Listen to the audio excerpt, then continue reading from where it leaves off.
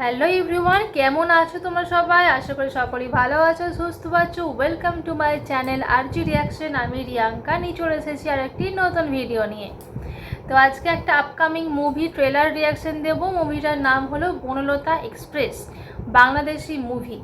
তো চলো আগে ট্রেলারটা দেখে নেওয়া যাক। Let's play. আমার রাতের ট্রেন, মা বলিলেন ঘুমোতুই ডেকে দেব সময়ের আগে। বহুদিন কেটে গেছে, এখনো সময়ের আগে সবাই আমাকে কেন ডাকে। তাই বলে কবিতা লেখার জন্য তোমার মন্ত্রিত্ব চলে যাবে? আমি অঙ্কের দৈত্য, যুক্তিতে আমাকে পরাস্ত করে মানব সভ্যতা এত দূর আগায় নাই। হাসাফাই আর প্রেমের মধ্যে পার্থক্য কি জানেন? হাসাফাই করতে গিয়ে সাহেব বিবি নিজেরা ভেঙে যায়, কিন্তু ওরা কখনো আপনার মন ভাঙে না। আমার ছেলের চেহারা দেখে কিন্তু বোঝা যায় না, আসলে সে একটা হার্ট বজ্জা। কই যাস? আজকে সারা রাত মদ খেয়ে ড্যাং ড্যাং করে নাচবো, আপনি নাচবেন? বাংলাদেশি আয়ুব বচ্চন যখন সোলো গিটার বাজায় তখন গানের জন্য কেউ অপেক্ষা করে না। তোমরা দুইজন কি হানিমুনে যাচ্ছ নাকি? নিকু আমার কর্মীর গায়ে হাত তোলার পরও এই ট্রেন চলতেছে। ট্রেনটা থামলে আমরা মজলুম হইতে পারি, কিন্তু রানিং ট্রেনে আমরাই সরকার। অপূর্ব লীলাময়ী অলৌকিক ভুবন। আচ্ছা, তো ট্রেনে হয়ে যাবে। কি গজব নাজিল হইলো! ডাক্তারের কোনো পুরুষ মহিলা নাই, ডাক্তার মানে ডাক্তার, ফুল স্টপ। গ্রামের দাই মারে দিলে তখনই তিনটা বাচ্চা ডেলিভারি করে দিত। বাচ্চা এত আগে ডেলিভারি লাগলে বউকে কয়েকটা দিন আগে প্রেগনেন্ট বানাইতেন। একটা কাজ করেন, আমাকে কোলে তুলে নেন, ওর ছোট ভাই হিসাবে।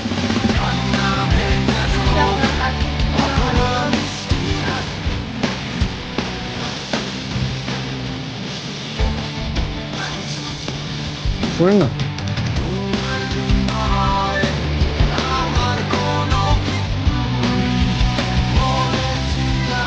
বাইপাতে কাজ হয়নি, প্র্যাকটিক্যাল দেখাতে হবে। দেখি অবলঙ্গের বাজার বসছে।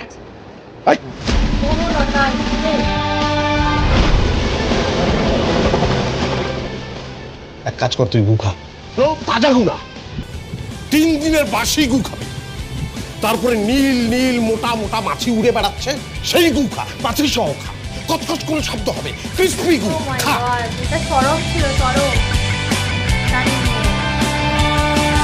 ঈদে আসছে, এবছর ঈদে কিন্তু ভালো ভালো সিনেমা আসছে। তো গল্পটা একটা ট্রেনের জার্নি ছিল, তো সেটা তো বোঝাই যাচ্ছে।